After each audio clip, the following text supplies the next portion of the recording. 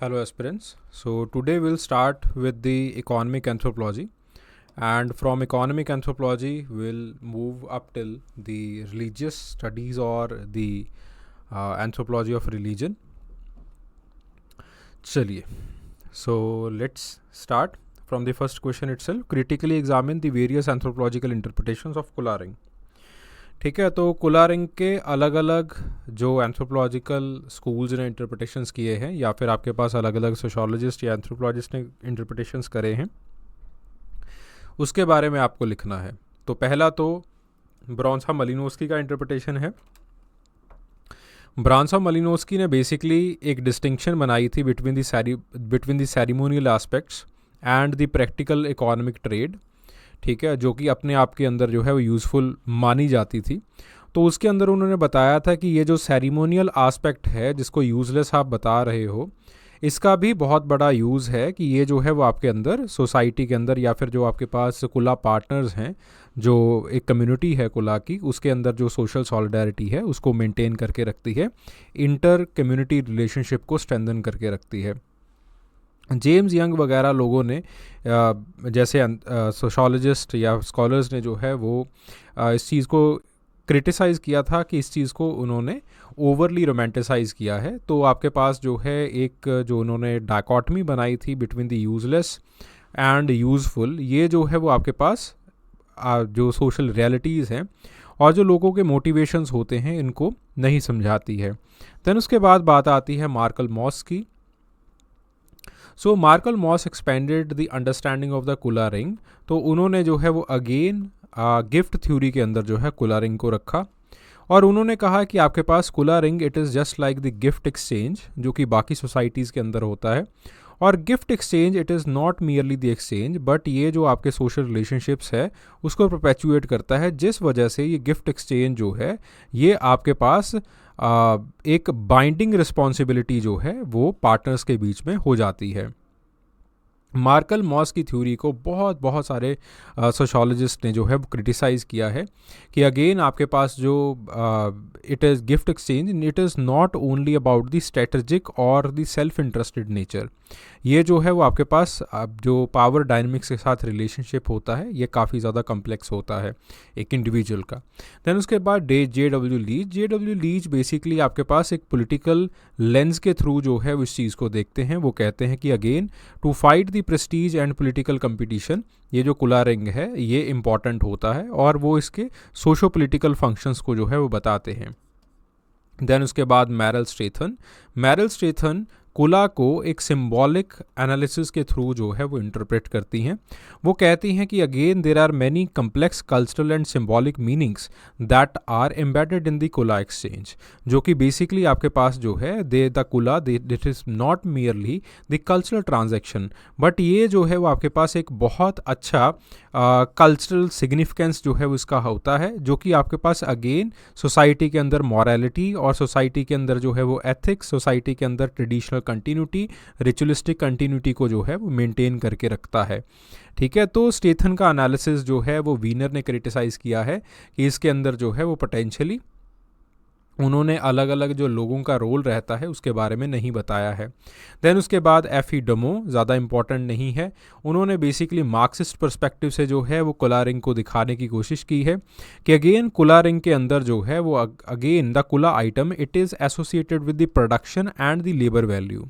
ठीक है, तो आपके पास जो ये आपके जो द सर्कुलेशन ऑफ द कुला आइटम है, तो अगेन द सर्कुलेशन ऑफ कुला आइटम इसके अंदर अगेन वी कैन से कि आपके पास जो लेबर है अंडर द किंगशिप वो जो है वो मोबिलाइज होती है एंड बहुत सारी जो एक्टिविटीज़ हैं, जो कम्युनल एक्टिविटीज़ हैं वो स्कूलरिंग के थ्रू जो है वो पूरी की जाती हैं. ठीक है, नैन्सी मुन का पर्सपेक्टिव है again it is the symbolic perspective just like the Marilyn Strathern. Then उसके बाद एनेट वीनर का जो एक फेमिनिस्ट पर्सपेक्टिव है वो आता है. एनेट वीनर कहती हैं कि अगेन बाकी सब लोगों ने जो है वो जो विमेन का रोल है उसके बारे में नहीं लिखा है. So she explored that how the power dynamics and the social reproduction, they are influenced by the women's participation in Kula. तो जो पहले उन्होंने ज़्यादातर विमेन का रोल जो है वो ओवरलिक किया था, उसको जो है वो ये बताती है. फिर उसके बाद पैस्टोरलिस्ट कौन होते हैं, डेमोग्राफी कैसी है, टेक्नोलॉजी कैसी है, डिवीज़न ऑफ लेबर कैसा है, ओनरशिप कैसी है, प्रोडक्शन, इसके बारे में जो है वो हमने लिखा है. How does the customary law it is functioning in the tribal society, और इसके अलग अलग सोर्सेज के बारे में आपको बताना है. सो आपके पास जो कस्टमरी लॉ है, it is the backbone of the tribal society, और बेसिकली इसका जो फंक्शन होता है वो इंटेंशन के ऊपर होता है, कलेक्टिव रिस्पॉन्सिबिलिटी के ऊपर होता है, एविडेंस के ऊपर होता है, पनिशमेंट के ऊपर होता है, लॉ इन्फोर्समेंट के ऊपर होता है. And what are the different sources of the customary law. Religion mythology is the customary source, social practices, judicial precedents, और इसी के साथ साथ मैंने एग्जाम्पल्स लिखे हैं, केस स्टडीज़ लिखे हैं. Just remember, just go through those case studies, that is more than sufficient. ठीक है, और आपको सारे केस स्टडीज़ करने की ज़रूरत नहीं है, याद करने की ज़रूरत नहीं है. जस्ट थोड़े बहुत केस स्टडीज़ को पढ़ते रहोगे, याद करते रहोगे, that will be more than sufficient. ठीक है, तो एक दो जो है वो याद रख लीजिए, दैट इज़ फाइन. देन उसके बाद mention the characteristic features of the band with the suitable examples. So band के करेक्टरिस्टिक फीचर्स क्या होते हैं. The first thing is size. Band जो है it is typically smaller in the size, कुछ 100 individual का होता है.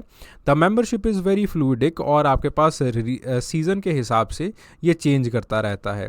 ठीक है, देन उसके बाद जो है वो रिचर्ड ली की फाइंडिंग जो है हंटिंग गैदरिंग जोहानसीज के अंदर इसी चीज़ को सब्सटेंशिएट करती है.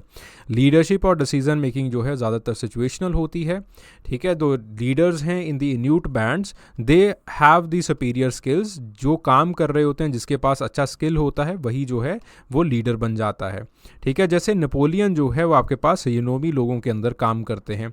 देन उसके बाद what is the organisation of the band. Primarily it is around the kinship ties.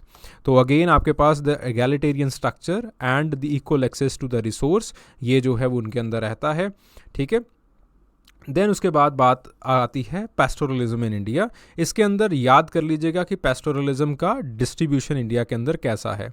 ठीक है, अलग अलग जो ट्राइब्स हैं उनके नाम याद कर लीजिएगा. It will be very easy to mention them in the paper second as well as the paper first.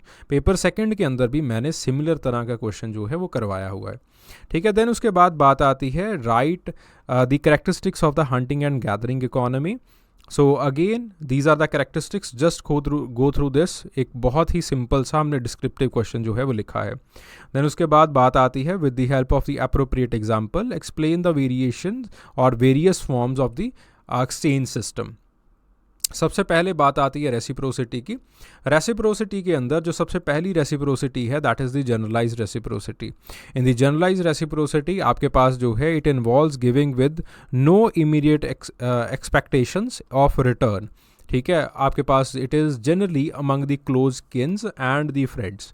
For example take the case of Bronislaw Malinowski, Trobriand and islanders.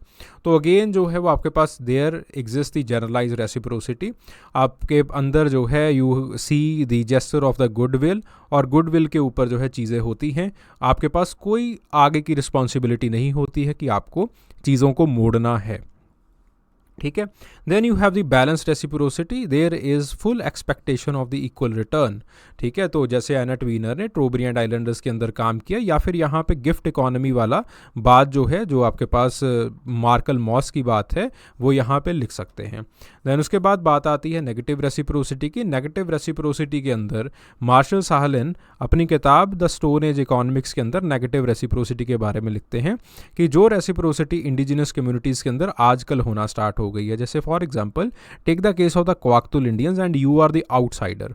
तो basically Kwakiutl Indians they are going to charge you for the profit.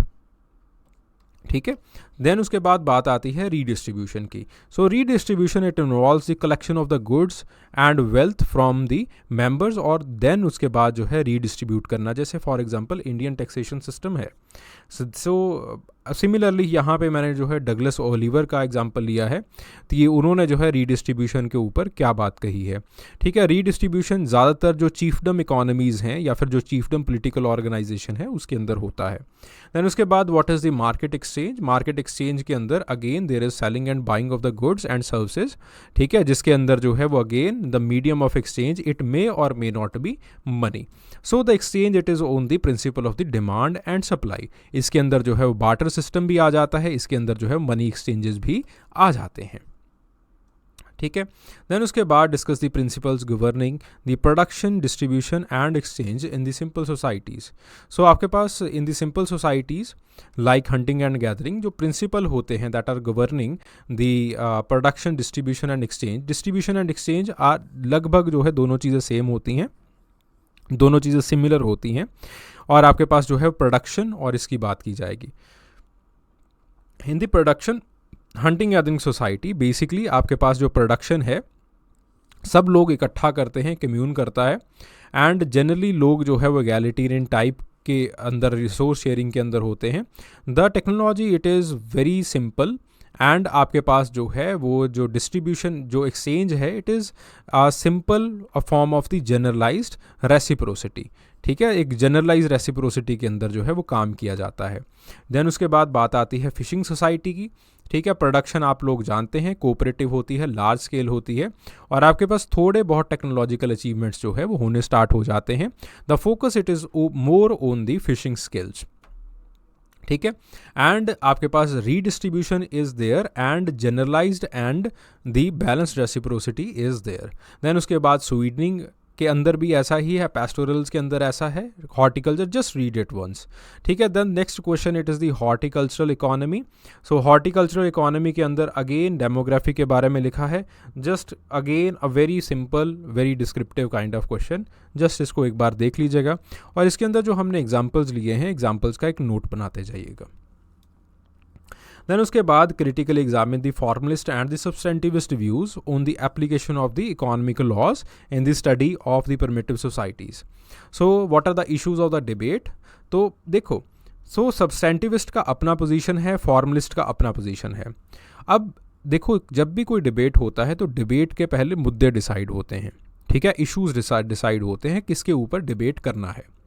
ठीक है, तो उसी तरह से formalist और सब्सटेंटिविस्ट का जो डिबेट है ये कुछ मुद्दों के ऊपर है. पहला जो मुद्दा है वो है इंसान की रैशनैलिटी का, कि जो आपके पास मैन काइंड है या फिर जो आपके पास प्रिमिटिव मैन है उसकी रैशनैलिटी किन चीज़ों के ऊपर डिपेंड करती है. तो कुछ लोग जो है वो रैशनैलिटी जो सब्सटेंटिविस्ट पोजीशन है वो रैशनैलिटी को होमो सोशियोलॉजिकस के पर्सपेक्टिव से देखती है. फॉर्मलिस्ट जो है वो आपके पास होमो इकोनॉमिकस के पर्सपेक्टिव से देखते हैं. सोशियोलॉजिकस का पर्सपेक्टिव ये है कि लोग जो प्रॉफिट मार्जिन मैक्सिमाइजेशन जो है वो नहीं करते हैं. लोग जो है वो अपने सोशल और रिलीजियस एस्पेक्ट्स के ऊपर जो है वो अपना जो इकोनॉमिक एक्सचेंज है वो करेंगे. ठीक है, तो आपके पास सोशल एम्बेडेडनेस का जो कंसेप्ट है वो इसके अंदर आ जाता है. जैसे इबन लोग जो है वो हाथ से या फिर नाइफ से जो है वो अपने राइस का हार्वेस्टिंग करते हैं. ठीक है. देन उसके बाद बात आती है फॉर्मलिस्ट पोजीशन की. फॉर्मलिस्ट पोजीशन जो है वो इकोनॉमिकल पर्सपेक्टिव से देखा जाता है. जैसे रेमंड फिफ्थ ने टोकोपियंस के अंदर काम किया, उसके अंदर उन्होंने कहा कि जो फिशिंग प्रैक्टिसेस हैं वो आपके पास ऐसा नहीं है कि सिर्फ और सिर्फ आप बॉन्ड बनाने के लिए कम फिशिंग करते हो. लोग कम फिशिंग इसलिए करते हैं बिकॉज लोग जानते हैं कि अगर एक बार से ज़्यादा फिशिंग कर ली तो आपकी सस्टेनेबिलिटी के ऊपर जो है वो इम्पैक्ट पड़ेगा. इसलिए फिशिंग जो है वो कम से कम की जाती है, मतलब कम से एक सस्टेनेबल तरीके से की जाती है. दैन उसके बाद बात आती है प्रिंसिपल ऑफ स्कार्सिटी. सब्सटेंटिविस्ट की जो पोजीशन है वो ये कहती है कि आपके पास जो स्कार्सिटी है it is a socially defined condition, और आपके पास जो है वो people they are more dependent upon the level of technological development and resource utilization. जैसे फॉर एग्जांपल मार्शल सालन की हंटिंग गैदरिंग सोसाइटी की स्टडी है. ठीक है, सो उन्होंने पैसिफिक आइलैंड्स के अंदर काम किया और उन्होंने बताया कि आपके पास जो स्कार्सिटी है it is not only economical. Society जो है वो स्कार्सिटी को डिफाइन करती है. कई बार जो है वो सोशल रिलेशनशिप्स को जो है वो स्कार्सिटी के पर्सपेक्टिव से देखा जाता है and they become very important. उनका जो है वो रिसोर्स कलेक्ट करने में जो है वो कम डिज़ायर होता है. देन उसके बाद जो है वो बात आती है फॉर्मलिस्ट पोजीशन की. फॉर्मलिस्ट पोजीशन के अंदर उन्होंने बताया कि आपके पास रिसोर्स जो है जो लिमिटेड रिसोर्स है ये स्कार्सिटी को डिफाइन करते हैं. Then what is the mean of exchange. जो सब्सेंटिविस्ट हैं वो ये कहते हैं कि आपके पास जो रेसिप्रोसिटी है और जो रीडिस्ट्रीब्यूशन है वो जो है that is the general mean of exchange. Barter system it is the general mean of exchange. And then उसके बाद फॉर्मलिस्ट की पोजीशन आती है। फॉर्मलिस्ट पोजीशन जो है वो कहती है yes they are the mean of exchange but they will be eventually replaced by the money. ठीक है, तो मनी मार्केट्स इसको रिप्लेस कर देंगी। देन उसके बाद मनी एंड ट्रेड। फॉर्मलिस्ट की पोजीशन जो है वो ये कहती है कि market it is the locus of the exchange. ठीक है, मार्केट पहले बनती है, सोसाइटी जो है वो यहाँ पे एक्सचेंज करने के लिए आती है। देन सब्सटेंटिविस्ट की पोजीशन जो है वो ये कहती है कि जहाँ पे आपके पास सोसाइटी है वहीं पे जो है वो मार्केट बनेगी। ठीक है, जो जैसे फॉर एग्जांपल क्लिफर्ड गीट्स ने बाजार इकोनॉमी ऑफ मोरक्को के अंदर काम किया कि जनरली जो आपके पास उनके रिलीजियस सेंटर्स होते हैं वहाँ पे बगल में ही मार्केट जो है वो बन जाती है, यानी कि यहाँ पे सोसाइटी गैदर होना स्टार्ट हो जाती है, वहीं पे मार्केट्स का गठन हो जाता है। देन उसके बाद discuss the impact of the globalization on the tribal economy. क्या इम्पैक्ट है उसका? Globalization it is characterized by the interconnectedness of the economies, cultures and the political systems all over around the world. What are the negative impacts of globalization? Tradition का erosion होता है, land disposition होता है, ठीक है, and then cultural erosion, degradation of biodiversity, health impacts, labour exploitation. Then there are certain positive impacts. इसको खुद देख लेना। अगेन इसके अंदर मैंने I have try to write the case studies, तो just see it once. Then उसके बाद बात आती है differentiate between the economics and economic anthropology. So economics के अंदर मॉडर्न इकोनॉमिक लॉज को लगाया जाता है एंड इकोनॉमिक एंथ्रोपोलॉजी के अंदर दोनों चीज़ों को देखा जाता है, सोसाइटी को भी देखा जाता है और सोसाइटी किस तरह से अपने सोशल एथिक्स के हिसाब से इकोनॉमिक्स के साथ इंटीग्रेट कर रही है, इस चीज़ को देखा जाता है। ठीक है, तो वही चीज़ें जो है यहाँ पे लिखी हुई हैं, just go once and go through once and उसी के साथ we have written the case studies. ठीक है, इसको एक बार रीड कर लीजिएगा, that will be it. So discuss the different modes of exchange in the simple societies with example. So that we have done reciprocity, ठीक है, जनरलाइज रेसिप्रोसिटी होती है, बैलेंस्ड है, and then you have the negative reciprocity, you have the redistribution. Redistribution के अंदर आपके पास दो तरह के एक्सचेंजेस आते हैं। The first exchange it is the potlatch system, the second exchange it is the tribute system. Potlatch tribute system के अंदर लोग एक्सप्लिसिटली जो है वो आपको पैसा भरते हैं, आपको देते हैं पैसा। जो पॉटलैश सिस्टम ऑफ इकोनॉमी है, पॉटलैश सिस्टम के अंदर जो है देयर आर डिफरेंट चीफ्स, उनके पास जो है वो पैसा होता है और वो अपना पैसा जो है वो रीडिस्ट्रीब्यूट करते रहते हैं। ठीक है, एंड देन लोगों की जो आपके पास लेबर है कई बार उसको मोबिलाइज करेंगे, उसके लिए उससे जो है वो फिर से पैसा भरेंगे, then again they are going to redistribute. This is known as the potlatch. ठीक है, देन उसके बाद मार्केट एक्सचेंज की बात आती है। You have the barter, then you have the silent trade, ठीक है, and then you have the market exchange. Then उसके बाद अगला सवाल है द ट्रेड एंड बार्टर। तो ट्रेड एंड बार्टर का मतलब ये नहीं है कि पहले आपको ट्रेड के बारे में लिखना है फिर उसके बाद बार्टर के बारे में लिखना है। इसका मतलब है कि ट्रेड के अंदर बार्टर कैसे यूज़ किया जाता है और बार्टर सिस्टम की वजह से जो है ट्रेड कैसे होती है। ठीक है, उसी के बारे में जो है वो हमने लिखा है। रिलेशनशिप दोनों के अंदर लिखा है। मलिनोस्की ने कैसे रिलेशनशिप बताया, मार्कल मॉस ने कैसे बताया, कीथ हार्ट ने कैसे बताया है, कार्ल पोलियानी ने कैसे बताया है, क्लिफर्ड गीट्स ने कैसे बताया है। ठीक है, so that is what we have written. Then उसके बाद बात आती है सेरेमोनियल एक्सचेंज। सेरेमोनियल एक्सचेंज जो है वो again it is a kind of fundamental exchange. So Marcel Mauss एक फ्रेंच सोशोलॉजिस्ट हैं, उन्होंने अपना काम लिखा है the gift. He propose that the ceremonial exchanges such as the potlatch in the Kwakiutl etcetera, ये जो है these are not merely the transactions but इसका बहुत डीप जो सोशोलॉजिकल इम्पैक्ट होता है, ये बेसिकली जो है वो आपके साथ अलायंस फोर्ज करते हैं, लोगों के अंदर ऑब्लिगेशंस जो है वो फोर्ज करते हैं। ब्रॉन्सा मलिनोस्की जो है वो इसका फंक्शनल एस्पेक्ट बताते हैं कि ये जो है वो सोशल ऑर्डर और स्टेबिलिटी मेंटेन करने में काम आते हैं। क्लॉड लेवी-स्ट्रॉस जो है वो इस फिनोमिना को अगेन अलायंस मेकिंग के साथ जो है वो जोड़ते हैं और ये कहते हैं कि ये जो है वो अगेन किनशिप और मैरिज जैसे बॉन्ड्स का जो है वो आधार बनते हैं। देन उसके बाद सोशल कोहीजन जो है वो इसके साथ होता है, स्टेटस एफिलिएशन इसके साथ होता है, वेल्थ डिस्ट्रीब्यूशन होता है, कन्फ्लिक्ट मैनेजमेंट होता है, ठीक है, कल्चरल आइडेंटिटी बनती है, मॉरल वैल्यूज़ बनते हैं, एक्सेट्रा एक्सेट्रा। ठीक है। Why kula can be called as a ceremonial exchange, क्योंकि इसके अंदर भी रिचुअल एस्पेक्ट्स आते हैं, सोशल बॉन्ड्स बनते हैं, ठीक है। स्टेटस एंड प्रेस्टीज इससे जो है वो डिटरमाइन होता है। देन उसके बाद अगेन रिचुअल्स जो है वो इसके अंदर किए जाते हैं, लाइफ लॉन्ग कमिटमेंट जो है वो एक्टर्स का रहता है इसके अंदर, एंड देन उसके बाद एक जनरेशनल कंटिन्यूटी रहती है, एंड देन कुला जो है वो इसका एक नॉन यूटिलिटेरियन नेचर जो है वो रहता है, ठीक है। फिर उसके बाद कुला रिंग है, just read it yourself, I believe that आपको ये चीज़ें जो है वो पता होंगी, because again these lecture series it is a kind of a revision series, ठीक है। इसके अंदर जो है it is not for the beginner, it is for the veterans who have already done the revisions, okay. Then उसके बाद बात आती है द प्रिमिटिव इकोनॉमिक ऑर्गेनाइजेशन। उसके अंदर जो है काफ़ी सारे उसके पेक्यूलियर फीचर्स होते हैं that are related to the production, consumption, distribution and exchange, ठीक है।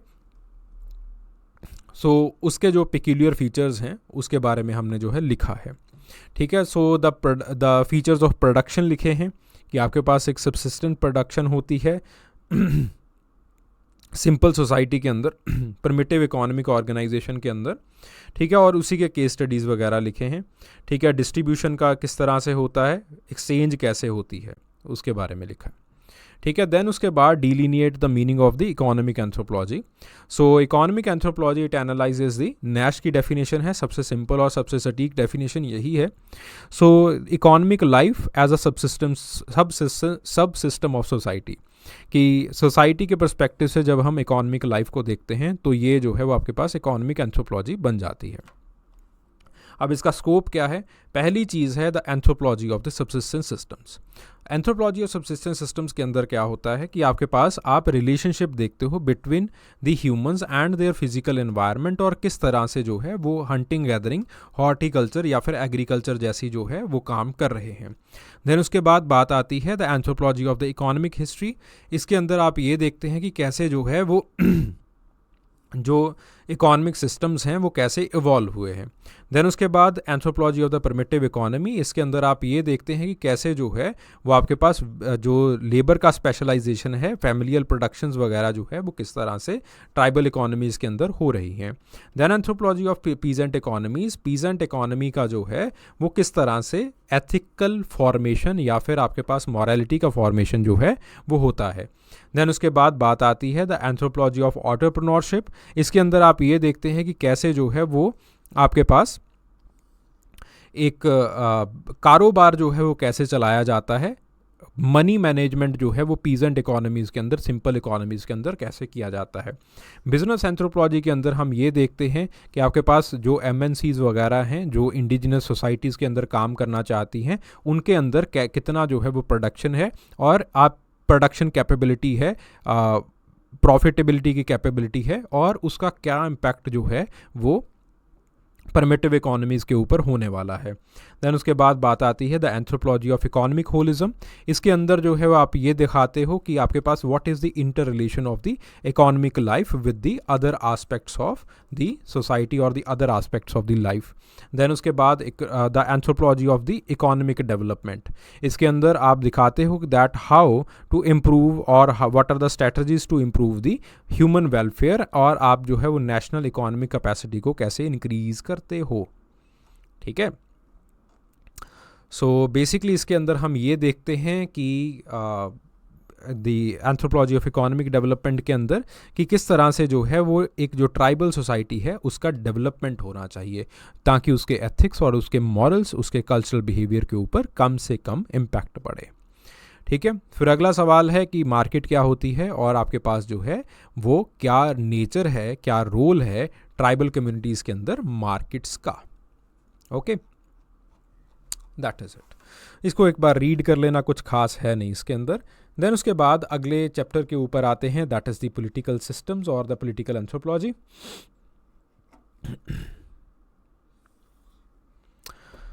सो पॉलिटिकल एंथ्रोपोलॉजी के अंदर पहला सवाल आता है that how is the construction of the power, it is linked with the conspicuous consumption, और इसका क्या इम्पैक्ट जो है डिस्ट्रीब्यूटिव जस्टिस के ऊपर पड़ता है। तो बेसिकली होता क्या है that this question it is, कुछ ऐसे सवाल आजकल आने लगे हैं जो कि पेपर सेकंड से इंस्पायर्ड है, ठीक है। तो बेसिकली अगेन ओवरऑल वर्ल्ड के अंदर जो है वो ग्लोबलाइजेशन के ट्रेंड्स में हमें ये दिखाई दे रहा है कि जैसे जैसे जो है वो मार्केट इकोनॉमी, खास करके जो मनी इकोनॉमी है, वो प्रिमिटिव सोसाइटीज़ के अंदर आ रही है। तो प्रिमिटिव सोसाइटी का जो एक डिस्ट्रीब्यूटिव सिस्टम्स हुआ करते थे वो कोलैप्स कर रहे हैं। जैसे for example take the case of the Bastar as given by doctor P Nayak. ये केस स्टडी की है उन्होंने।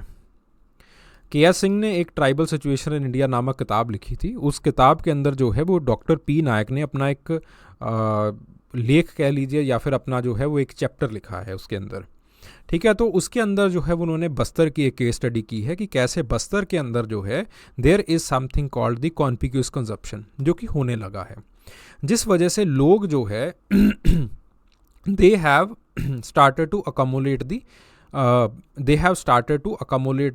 the money rather than redistributing it, ठीक है, rather than helping the other tribal sections etc etc, ठीक है। तो वही चीज़ जो है वो हमें इंडियन विलेजेस के अंदर भी दिखाई दी है। इसी चीज़ के ऊपर, ये तो बात है बस्तर की जो हम पेपर सेकंड के अंदर करेंगे, I am leaving it for the paper second. दूसरी जो बात आती है, दूसरा जो केस स्टडी आता है, that is done by Surinder Singh Jodhka, ठीक है। जेएनयू के अंदर ये प्रोफेसर हैं। इन्होंने अपना जो डॉक्टरेट थीसिस था वो किया था पानीपत के अंदर। तो पानीपत के अंदर इन्होंने एक केस स्टडी की है, उसके अंदर भी उन्होंने यही चीज़ दिखाई है कि कैसे आपके पास जो है वो महंगी आइटम्स का कॉन्पिक्यूस कंजप्शन जो है वो हो रहा है। लोगों का जो ध्यान है वो ज़्यादा बड़ी गाड़ियों के ऊपर या फिर आपके पास जो है वो बड़ी कोठियों के ऊपर जो है वो हो रहा है, जिस वजह से लोगों का जो मॉरलिटी का सेंस है वो बदल रहा है धीरे धीरे। उसी चीज़ को यहाँ पे हमें लिखना था, ठीक है, कि आपके पास कैसे पावर का जो नोशन है वो कॉन्पिक्यूस कंजप्शन के साथ जो है वो एसोसिएटेड है और इसका क्या इम्पैक्ट जो है डिस्ट्रीब्यूटिव जस्टिस के ऊपर पड़ता है, ठीक है। Just read it your self. Again Indian context में जो है वो मैंने इस चीज़ को समझाया है। तो इसके अंदर मैंने वेस्ट की केस स्टडीज़ ली हैं, जैसे for example impact on distributive justice. इसको समझाने के लिए मैंने जो है वो रिसोर्स एलोकेशन कैसे जो है वो इनसफिशिएंट होता है या फिर रिसोर्स एलोकेशन कैसे जो है वो लग्जरी गुड्स के ऊपर ज़्यादा खर्च होना स्टार्ट हो जाता है और एसेंशियल गुड्स के ऊपर कम खर्च होना स्टार्ट हो जाता है। सो रिगार्डिंग दैट मैंने जो केस स्टडी यूज़ की है that is done by the वेम्बलन।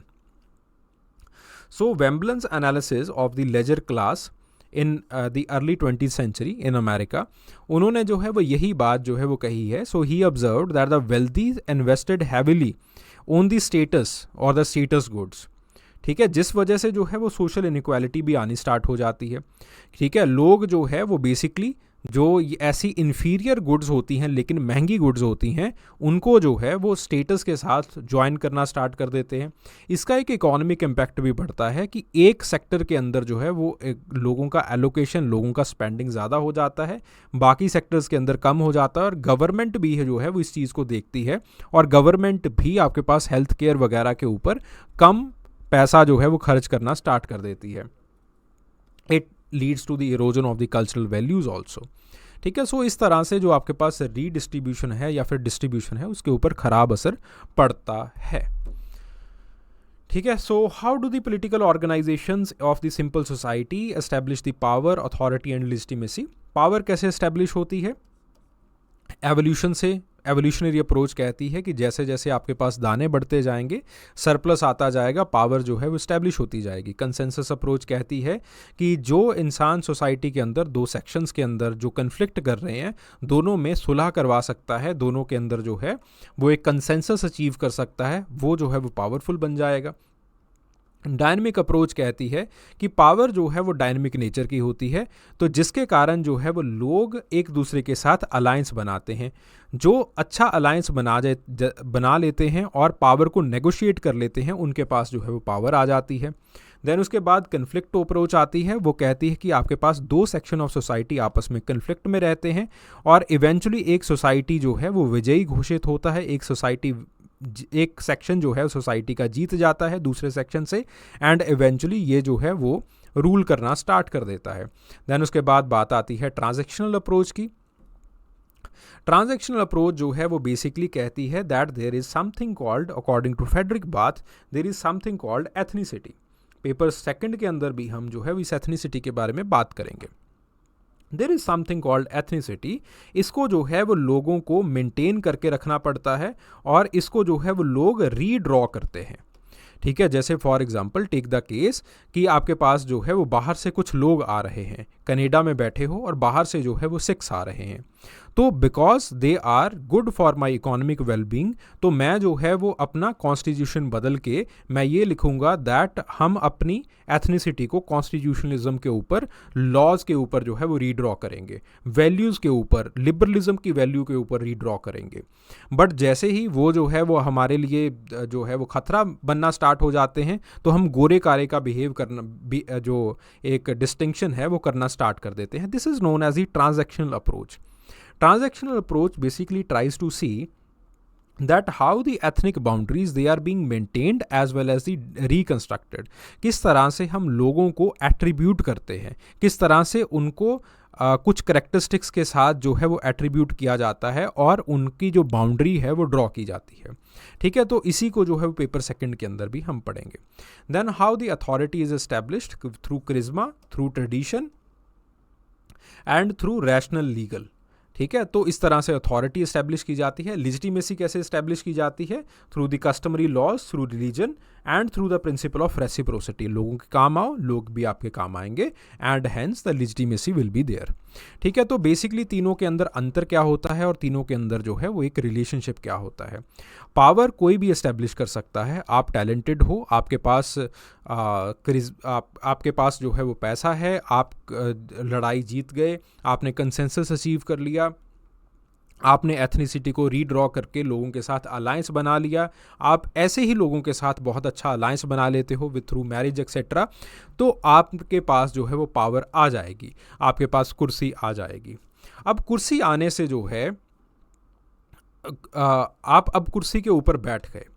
ठीक है, तो this is known as power. तो कुर्सी आने से फिर उसके बाद क्या आप डिसीजन मेकिंग ले पाते हो? Are you able to make decisions? तो अगर आप डिसीजन मेकिंग भी कर पा रहे हो तो इसका मतलब है आपके पास अथॉरिटी है। आप बाकी सेक्शंस ऑफ सोसाइटी को या फिर गवर्नेंस को अपने साथ जो है वो लेके चल रहे हो, you have the authority. Then जो आपने डिसीजंस लिए, are they being followed in the society? अगर ये फॉलो कर सोसाइटी के अंदर हो रहे हैं तो इसका मतलब है कि आपके पास लेजिटिमेसी भी है। ठीक है,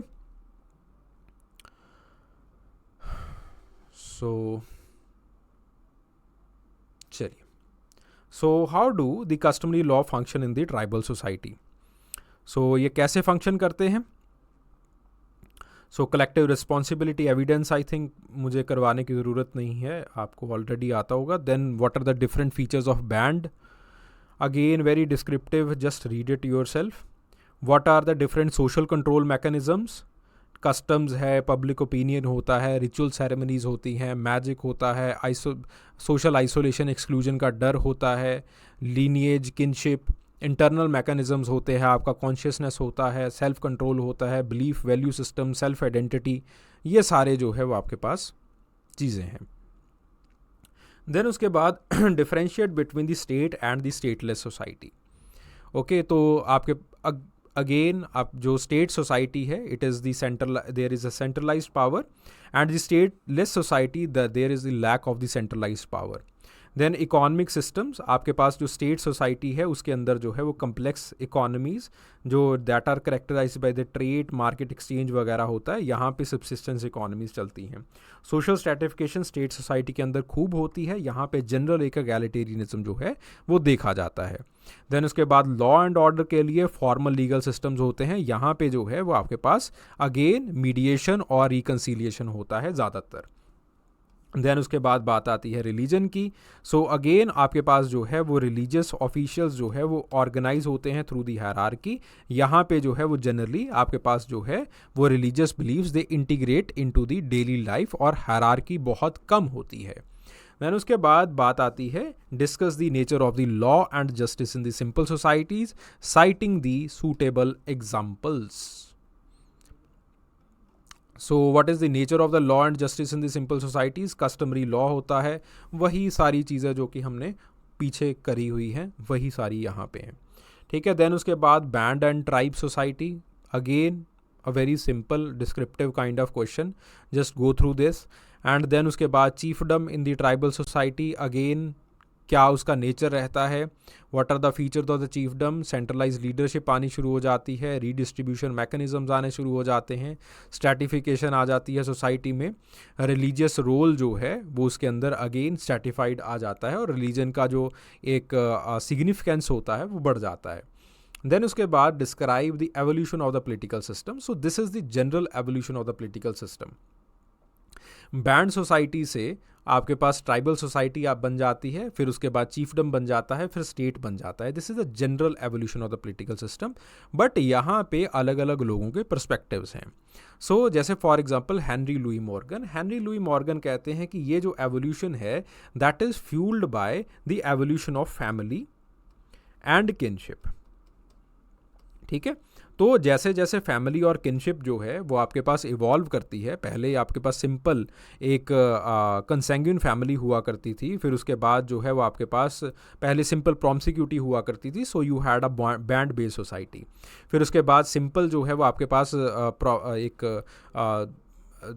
जो कंसेंग्यूइन फैमिली है वो बनी, तो आपके पास जो है वो एक सिंपल सी ट्राइबल सोसाइटी बन गई। देन उसके बाद आपके पास सिंडास्पियन फैमिली बनती है, तो ट्राइबल सोसाइटी और इवॉल्व करती है। फिर उसके बाद पुनालुअन फैमिली बनती है, तो हल्के हल्के छोटे छोटे चीफडम्स वगैरह बनने शुरू हो जाते हैं। देन उसी के साथ जो है वो एक एग्रीकल्चर का इनोवेशन होता है, टेक्नोलॉजी जो है वो और प्राइवेट प्रॉपर्टी का कंसेप्ट आता है, तो because of that private property आपके पास जो चीफडम है वो और ज़्यादा स्ट्रेंथन होते हैं, ट्राइब्स जो है वो और ज़्यादा बड़ी होती हैं। देन उसके बाद धीरे धीरे आपके पास वही चीफडम जो है आगे चल के जो वही कन्फेडरेशंस ऑफ चीफडम जो है वो आगे चल के आपके पास किस चीज़ का गठन करते हैं, एक स्टेट ऑर्गेनाइजेशन का गठन करते हैं। तो इस तरह से बेसिकली हेनरी लुई मॉर्गन का मानना था कि जो फैमिली है और जो किनशिप है वो बेसिकली फ्यूल करते हैं इस एवोल्यूशन को। देन उसके बाद एलमेन आर सर्विस जो है वो again recognized his fourfold classification of the political organization कि सबसे पहले बैंड बनी, फिर ट्राइब बनी, फिर चीफडम बनी, फिर उसके बाद जो है वो स्टेट बनी। तो इनका मानना है कि आपके पास there is this universal evolution, और ये जो यूनिवर्सल एवोल्यूशन क्यों होता है तो इनके पीछे का जो कारण बताते हैं वो कहते हैं बिकॉज आपके पास जो है ये जो बैंड है it is not that effective to organize the energy, ठीक है। तो लोगों का जो सबसे बड़ा काम होता है, पॉलिटिकल ऑर्गेनाइजेशन का जो सबसे बड़ा काम होता है वो ये होता है कि किसी ना किसी तरह से जो टेक्नोलॉजी है उसको मैनेज किया जाए और आपके पास ज़्यादा से ज़्यादा जो एनर्जी है उसको एक्सप्लॉयट किया जाए। तो ज़्यादा से ज़्यादा एनर्जी एक्सप्लॉयट करने के चक्कर में ये जो एवोल्यूशन है वो बहुत होता है। देन उसके बाद होपविल जो है वो आपके पास कहते हैं कि अगेन उन्होंने कॉमचेज़ के अंदर काम किया है, कोमाचेज़ या कॉमचेज़ उसके अंदर काम किया है। तो उन्होंने कहा है कि चाहे कुछ भी हो, स्टेट ऑर्गेनाइजेशन कुछ भी हो, तो आपके पास जो है वो किनशिप और इंटरग्रुप रिलेशंस के थ्रू ही जो है सोशल कंट्रोल होता है। देन उसके बाद मार्शल साहलिन ने जो है फीजीज़ के अंदर काम किया है, उनके अंदर उन्होंने काम करके बताया कि आपके पास ये एक एवोल्यूशन तो होता है बट हर एक सोसाइटी के अंदर अपना अपना यूनिक नेचर जो है वो पाया जाता है। जैसे फॉर एग्जांपल फीजीज़ के अंदर देयर इज़ बिग मैन। अब बिग मैन जो है वो क्या है, बिकॉज फीजीज़ के अंदर जब कैपिटलिज्म या फिर कैपिटलिस्टिक इकोनॉमी आती है तो कुछ लोगों के पास पैसा काफ़ी सारा आ जाता है जो कि आगे चल के डेट्स देना स्टार्ट कर देते हैं, and on the basis of those dates they create the charisma, and basically because of that charisma they are able to organize the power, they are able to organize the authority, और due to that particular authority वो जो है वो आपके chief को भी influence करते हैं। तो इस तरह से देयर आर डिफरेंट जो सिंबॉलिक सिस्टम्स, जैसे फॉर एग्जांपल यहाँ पे डेट का सिंबल यूज़ किया जा रहा है, ऐसे सिंबल्स को लोग यूज़ करते हैं और वो जो है वो डिसीजन मेकिंग प्रोसेस को इन्फ्लुएंस कर सकते हैं। देन उसके बाद बात आती है मिल्टन एच फ्रीड की। वो अगेन आपके पास classification, propose a classification that is based upon the social stratification and the political centralization. ज़रूरत नहीं है इस चीज़ को करने की, ठीक है. देन उसके बाद जो है वो do you think that the stateless political systems they can function in the modern society. It's a very critical question, और इसको जो है वो मैं आप ही के ऊपर छोड़ता हूँ, ठीक है. एंड दीज, ये जो है वो मैंने कुछ तर्क लिखे हैं अलग अलग एंथ्रोपोलॉजिस्ट के, इनको पढ़ना और अगेन अपने आप जो है इस चीज़ को आपको सोचना है, क्रिटिकली एनालाइज करना है. Then coming to the next chapter itself, that is the religion. So these are the previous year questions. एक बार जो है वो इनको एनालाइज कर लीजिएगा, फिर हम आगे चलते हैं. चलिए जी.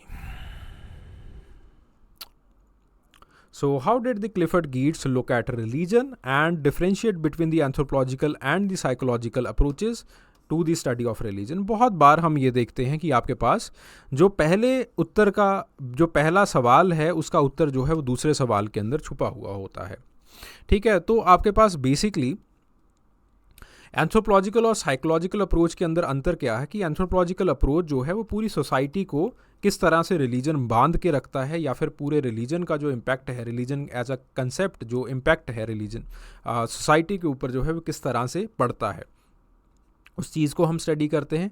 जो साइकोलॉजिकल अप्रोच है इसके अंदर हम इस चीज़ को स्टडी करते हैं जनरली कि आपके पास एक इंडिविजुअल के अस्तित्व के ऊपर जो है वो क्या इम्पैक्ट पड़ता है इस चीज़ का, रिलीजन एज अ कंसेप्ट का, ठीक है. सो दिस इज़ हाउ, और basically Clifford Geertz because he is an anthropologist, तो उसी पर्सपेक्टिव से जो है वो क्लिफर्ड गीट्स देखेंगे. सो क्लिफर्ड गीट्स सबसे पहले जो है वो ही looks at the function of the religious symbols. So religious symbols they are the religious symbols basically they condition the peoples thought दो तरीके से. पहले वो ये बताते हैं कि मॉरलिटी क्या है, दूसरा वो ये बताते हैं कि मज़ा क्या है, ठीक है, एस्थेटिक स्टाइल क्या होता है. तो लोगों का जो एस्थेटिक्स है वो उनके रिलीजियस सिंबल्स के ऊपर बनता है, और लोगों का जो मॉरलिटी का थॉट है वो भी उनके रिलीजियस सिंबल्स के ऊपर बनता है. और अगर आप सोसाइटी का आर्ट एंड कल्चर देखें, सोसाइटी का एस्थेटिक देखें, तो सोसाइटी का जो एस्थेटिक है it is more or less related with the religious symbols itself. So उसी के साथ जो है the derivation of power, the derivation of authority, the derivation of the metaphysical order और मेटाफिजिकल मीनिंग्स, ये सारा कुछ जो है वो रिलीजियस सिंबल से ही आता है, ठीक है. देन उसके बाद यही रिलीजियस सिंबल्स जो है वो आपके कल्चरल सिस्टम्स भी बनते हैं. Religion as a cultural system, अपने लेख के अंदर क्लिफर्ड गीट्स जो है वो 5 तरह के इंटर रिलेटेड कंपोनेंट्स बताते हैं कि जो रिलीजन को बनाते हैं. पहला है the system of the symbols. System of the symbols, जैसे आप मंदिर के अंदर गए तो मंदिर के अंदर जाते हुए ही आपको बहुत सारी कहानियाँ मिलेंगी, बहुत सारी मूर्तियाँ मिलेंगी, बहुत सारे ऐसे सिंबल्स मिलेंगे जो कि बेसिकली ये बताएंगे कि दुनिया कैसी है, दुनिया के अंदर कैसे रहना चाहिए. देन उसके बाद बात आती है the moods and motivations. Moods and motivations, ये जो सिंबल्स हैं ये अगेन एक पावरफुल, परवेसिव और लॉन्ग लास्टिंग मूड्स एक इंसान के अंदर, मोटिवेशंस जो है वो एक इंसान के अंदर बनाते हैं. देन उसके बाद the conception of the order, एक जनरल जो एग्जिस्टेंस कैसी होनी चाहिए वो जो है वो आपके पास रिलीजियस सिंबल्स बनाते हैं. एंड देन उसी के साथ जो है वो आपके पास द ऑरा ऑफ फैकल्टी, ठीक है. तो आपके पास जो है वो अगेन फैकल्टी का, ऑरा ऑफ फैकल्टी का मतलब क्या है कि क्या चीज़ आपको अट्रैक्ट करेगी, that is the aura of faculty, ठीक है, जो आपके बहुत स्ट्रॉन्ग मोटिवेशंस, मूड्स बनाएंगे, ठीक है. देन उसके बाद जो है वो आपके पास there is fusion of ethos and world views. Ethos का मतलब है क्या है कि जनरल जो एथिक्स हैं आपके और दुनिया को देखने का जो तरीका है वो भी सिंबल्स बनाते हैं. तो सिंबल्स नियरली जो है वो भी जो है वो रिलीजियस सिंबल्स बनाते हैं. तो इस तरह से रिलीजियस सिंबल्स लगभग जो है वो आपके लिए दुनिया की हर एक चीज़ जो है वो बना रहे होते हैं. जो मेथडोलॉजिकल अप्रोच जो है वो इसके अंदर यूज़ की है, that is the 2 stage analysis. The first is the analysis of the meaning. वो बेसिकली ये देखते हैं कि आपके पास ये जो सिंबल है इसका मतलब क्या है. फिर उसके बाद वो एक इंडिविजुअल की साइकोलॉजिकल प्रोसेस के साथ किस तरह से इंटरेक्ट कर रहा है, इस चीज़ के साथ इंटरेक्ट करके ये 5 चीज़ें कैसे निकल रही हैं, ठीक है. वो ऑर्डर्स वगैरह आपके अंदर मूड्स एंड मोटिवेशंस कैसे बना रहा है, ठीक है. तो इस तरह से आपके पास क्लिफर्ड गीट्स जो है वो काम करते हैं. अब बहुत सारे क्रिटिसिजम्स हैं, क्रिटिसिज्म खुद पढ़ लीजिएगा, ठीक है। देन उसके बाद what is difference between the anthropological and psychological approach, इसका मैंने ऑलरेडी आपको बता दिया। देन शमन, सॉसरर एंड मेडिसिन मैन, ठीक है। तो बेसिकली अगेन मैं थोड़ा सा इसका क्रक्स बता देता हूँ, पढ़ इसको खुद लेना। शमन जो है he is a magic man, ठीक है, ही रिप्रेजेंट्स द मैजिक, सॉरी, शमन जो है वो he is a religious practitioner, he represents religion. Sorcerer he is a magic man, he represents magic. Medicine man he is a scientific person, he represents the science, ठीक है। तो basically यहाँ पे सवाल के अंदर इन तीन चीज़ों का इंटरसेक्शन जो है वो आपको लिखना था कि कैसे ट्राइबल सोसाइटी के अंदर रिलीजन का यूज़ भी होता है, मैजिक का यूज़ भी होता है, और आपके पास साइंस का यूज़ भी, यानी कि कुछ जड़ी बूटियों का यूज़ भी जो है वो किया जाता है। सिंपल इन तीन चीज़ों को आपको लिखना था, वही चीज़ जो है वो हमने लिखी हुई है, ठीक है। So with the help of the examples I have, ये जो यहाँ से सवाल शुरू होता है इंटर रिलेशन एंड कंपैरिजन से, ठीक है। तो स्पिरिचुअल नॉलेज सबके पास होती है, फ्लेक्सिबिलिटी का रोल रहता है, एंड देन सबसे importantly there is cultural syncretism, कि तीनों चीज़ें जो है वो आपके पास, चाहे वो मैजिक है होता है, चाहे वो आपके पास साइंस होता है, चाहे वो आपके पास रिलीजन होता है, ये सारी की सारी चीज़ें according to the demand of that particular tribal economy या फिर according to the demand of that particular tribal society, ये जो है वो आपके पास एक दूसरे के साथ मिल रहे होते हैं और एक इंसान की ज़रूरतों को पूरा कर रहे होते हैं। देन उसके बाद बात आती है the animism and deep ecology, दोनों के अंदर क्या संबंध है। So animism it has been derived from the word anima, anima का मतलब होता है spirit, life, belief system etcetera etcetera, ठीक है। तो दिस इज एनिमिज्म, और एनिमिज्म का जो, because anima generally the soul it is living in the ecology itself, तो आपके पास जो है वो इकोलॉजी का और एनिमिज्म का दोनों का जो है वो बड़ा साझा रिश्ता होता है, बड़ा गहरा रिश्ता होता है, ठीक है। दोनों जो है वो आपके पास इंटरकनेक्टेड व्यूज़ हैं, ठीक है। तो without ecology animism cannot exist, without animism in the tribal societies the ecology cannot exist. जैसे for example the belief system in Inua, so in generally the people of Alaska, खास करके जो है वो क्योकन ट्राइब के अंदर, तो वहाँ पे जो है वो अगेन इन्ना is living in the ecological principles itself and ecology itself, ठीक है। तो वो जो है वो नेचुरल वर्ल्ड के अंदर रह रही है, और उसी की जो है वो क्योंकि पूजा की जाती है तो नेचुरल वर्ल्ड का एग्जिस्टेंस भी इम्पॉर्टेंट हो जाता है, ठीक है। तो आपके पास जैसे आगे जो है वो मैंने कीथ बी बासो का एग्जाम्पल लिया है कि किस तरह से अपाचेज के अंदर जो है वो एनिमिस्टिक बिलीव्स होते हैं।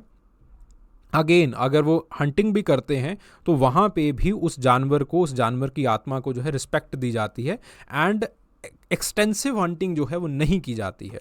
सिमिलरली मलेयर्स के अंदर हमें ये जो है वो चीज़ें देखने के अंदर मिलती हैं। रॉय रैपापोर्ट ने सिम्बागा मरिंग के अंदर भी इसी चीज़ को जो है वो दिखाया है।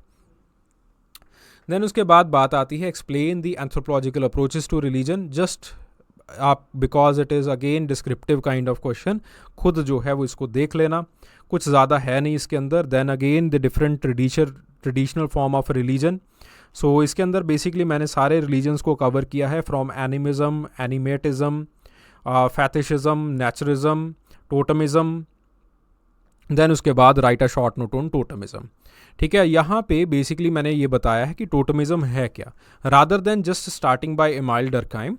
तो पहले टोटमिज्म को प्रॉपर्ली बताया गया है, टोटमिज्म के केस स्टडीज़ लिखी कि टोटमिज्म फंक्शन कैसे करती हैं, उसी के अंदर मैंने अरुणा ट्राइब का एग्जाम्पल जो है वो रखा है, उसका सिग्निफिकेंस रखा है, और आपके पास जो है वो एक क्रिटिकल एवेल्युएशन किया है on the works of totemism that has been done, ठीक है। चाहे वो एमाइल डर्कहाइम का काम था, चाहे वो मार्कल मॉस का काम रहा है, ठीक है। तो उनके कामों के ऊपर जो है मैंने क्रिटिकल एनालिसिस लिखा है। सो ज़रूरी नहीं है कि आपको इस क्रिटिकल एनालिसिस को पढ़ना है, अगर छोड़ना चाहते हो तो छोड़ सकते हो। So how do you relate the concept of the sacred and profane in the Durkheim's theory of religion with the focus on the totem. तो आपके पास जो है वो टोटम का जो साथ वाला हिस्सा है उसको जो है वो मानते हैं दैट इट इज़ सेक्रेड, और यहीं से जो है वो आपके पास मॉरल ऑर्डर सोसाइटी के अंदर जो है वो फ्लो करता है। एक्सक्यूज मी, ठीक है। सो फ्रॉम हियर आपके पास जो है वो मॉरल ऑर्डर सोसाइटी के अंदर जो है वो फ्लो करता है, एंड देन आपके पास जो है वो profane through this moral order it is integrated with the tribe itself. ठीक है, तो आपके पास वही चीज़ें जो है यहाँ पे लिखी गई हैं। So sacred it refers to the aspect of the life that is extraordinary, that basically sets apart the sense of awe, sense of reverence जिसके अंदर होता है। मंदिर के अंदर जाते हो there is a sense of awe, there is sense of aesthetics. ठीक है, तो इसी चीज़ को, इसी सेंस ऑफ ऑ को जो है वो याद है जब हमने स्टार्टिंग में किया था अबाउट क्लिफर्ड गीट्स, इसी चीज़ को क्लिफर्ड गीट्स जो है यहीं से उठा लेते हैं। ठीक है, देन उसके बाद जो है बात आती है प्रोफेन की। Profane it is the realm of ordinary, जिसके अंदर कोई ऑ नहीं है। ठीक है, और आपके पास जो है वो यहाँ पे generally there is a secular world, there is mundane life. तो what is the role of totem? Role जो है वो टोटम का ये रहता है कि पहला रोल लोगों को ये इंटीग्रेट करके रखता है। After a period of time लोगों को रेवरेंस देने के लिए, रिस्पेक्ट देने के लिए टोटम को विजिट करना पड़ता है, and this installs the sense of solidarity in them. उसके साथ साथ सोशल कोहीजन पैदा होता है, एंड इसी सोशल कोहीजन के दौरान जो है वो मॉरलिटी के बारे में लोगों को बताया जाता है। What should be done and what should not be done, ये बताया जाता है, और लोग जो है उस मॉरलिटी को अपनी प्रोफेन लाइफ के अंदर जो है वो बताते हैं। ठीक है, इसी का क्रिटिकल एवेल्युएशन जो है वो यहाँ पे लिखा गया है। जस्ट रीड इट योरसेल्फ, बहुत बड़ा क्रिटिकल एवेल्युएशन है। ठीक है, 2-3 जो है वो इसके अंदर पॉइंट आप जस्ट रीड कर लीजिएगा। देन उसके बाद distinguish between the religion, magic and science, तीनों के अंदर आपको डिस्टिंग्विश करना है। ठीक है, मैंने अलग अलग लोगों के पर्सपेक्टिव से डिस्टिंग्विश किया है, एंथ्रोपोलॉजिस्ट के पर्सपेक्टिव से डिस्टिंग्विश किया है। अगर आप सिंपली जो है वो इसको लिखना चाहते हो, then also you are more than welcomed. Then what is religion, और आपके पास अलग अलग तरह के रिलीजन कौन से हैं। Again we have already done it. ठीक है, इसके अंदर सिर्फ इतना सा है कि मैंने अलग अलग रिलीजियस जो रिलीजन हैं उनके ऊपर काम कैसे किए गए हैं उसको लिखा है। शामनिज्म क्या होता है, अगेन बड़ा डिस्क्रिप्टिव तरह का कोई सवाल है, इसको लिखा है। देन अगला सवाल आता है विच क्राफ्ट और witchcraft accusations they are result of the strained interpersonal relationships. ठीक है, तो आपके पास जो है वो स्टेन्ड इंटरपर्सनल रिलेशनशिप और विच क्राफ्ट का रिलेशनशिप क्या है। पहली चीज़ आती है कि जब आपके पास सोशल टेंशन्स इंक्रीज होते हैं, जब आपके पास सोशल टेंशन्स इंक्रीज होते हैं तो आपके पास जो है वो अगेन विचक्राफ्ट जो है इसके साथ एसोसिएट किया जाता है। विचक्राफ्ट एक्विजिशंस जो है वो आने स्टार्ट हो जाते हैं। जैसे फॉर एग्जांपल अजांडे के अंदर जब किसी का डिस्प्यूट होता है, जब किसी की डेथ होती है, सोशल टेंशन क्रिएट हो जाती है, एंड देन उसके बाद सामने वाले के ऊपर जो है वो एक्विजिशंस लगने स्टार्ट हो जाते हैं। देन उसके बाद इसी विचक्राफ्ट को कई बार यूज़ किया जाता है फॉर दी सोशल कंट्रोल। ठीक है, लोग ज़्यादा ग्रीडी ना हो जाएं, लोग जो है वो अपने रूल्स को ब्रेक ना कर दें। तो अगेन जब लोग रूल्स के अगेंस्ट जाना स्टार्ट कर देते हैं उसको चड़ेल या फिर आपके पास विच जो है वो कहा जाता है। देन उसके बाद जब रिलेशनशिप स्टेन हो जाते हैं, जैसे फॉर एग्जांपल तिव्स के अंदर हमें देखने को मिलता है, जब फैमिलीज टूटती हैं तो एक फैमिली दूसरी फैमिली के ऊपर जो है वो विच क्राफ्ट एक्विजिशन जो है वो लगाती है। ठीक है, देन उसके बाद बात आती है state how the tribal religions they have changed in the recent times. तो इन्हीं चेंजेस के बारे में जो है वो बताना था। क्या ग्लोबल इन्फ्लुएंसेस हुए हैं, मॉडर्नाइजेशन का क्या इन्फ्लुएंस हुआ है, इकोलॉजिकल चेंजेस का क्या हुआ है, एजुकेशनल चेंजेस का क्या इन्फ्लुएंस रहा है, that I have written here. Then उसके बाद विचक्राफ्ट और सॉसरी दोनों के अंदर रिलेशनशिप क्या है। ठीक है, how they are different from each other. ठीक है, तो inter relationship, both are source of power, both have the intersectionality, एक ही इंसान दोनों काम भी कर सकता है। दोनों का जो है वो एक सोसाइटी के अंदर रोल रहता है। जब आपके पास मिसफॉर्चून्स को या फिर इलनेस को समझाना हो कि ऐसा क्यों हुआ है, तो आपके पास विचक्राफ्ट या फिर आपके पास सॉसरी को यूज़ किया जाता है। ठीक है, आपके पास जो विचक्राफ्ट है इसको ज़्यादा एब्स्ट्रैक्ट माना जाता है, ज़्यादा मैनिवलेंस के साथ जो है जोड़ा जाता है। On the other hand sorcery it is seen more technical, it is the skill that can be acquired. ठीक है, तो आपके पास जो है this is the witchcraft, this is the sorcery. ठीक है, why the religion and magic it has become the stable feature of life. अब इस सवाल को इंटीग्रेट करके भी लिखा जा सकता है, सिंपल फंक्शनलिज्म का पर्सपेक्टिव लिखिए, उसी से भी जो है वो काम चल जाएगा आपका। बट यहाँ पे मैंने अलग अलग करके लिखा है because I had the time, तो मैंने मज़े लिए। ठीक है, तो आपके पास रिलीजन का क्या रोल रहता है, मॉरल फ्रेमवर्क बनाता है, it explains the unknown to the individual, social cohesion create करता है। मेजर ये 3 रोल है। मैजिक का रोल क्या है, नेचुरल वर्ल्ड को मैनिपुलेट करने में काम आता है, लोगों की जो एंग्जाइटी है वो आपके पास ये जो है वो ठीक करता है। And again it has the stability factor, social control provide करता है, और आपके पास जो है ह्यूमन की जो नीड है मीनिंग्स खोजने की, उसको जो है वो मीनिंग देता है, दोनों, अब मैजिक भी और साइंस भी, सॉरी मैजिक भी और रिलीजन भी। तो इसलिए जो है वो magic and religion both are very stable features of the society. Okay, so this is it. और इसके साथ मैंने आज के लेक्चर के अंदर बहुत सारी केस स्टडीज़ पढ़ी नहीं है, छोड़ दी हैं। द प्राइमरी रीज़न इज़ कि मैं नहीं चाहता कि आपके लिए कॉम्प्लिकेशंस और ज़्यादा बढ़ जाएं। ठीक है, इसके अंदर जो केस स्टडीज़ हैं, एक एक दो केस स्टडीज़ वगैरह जो है वो हर एक टॉपिक की करते जाइएगा, that will be more than sufficient. ठीक है, चलिए, thank you very much, hope you like this session, thank you.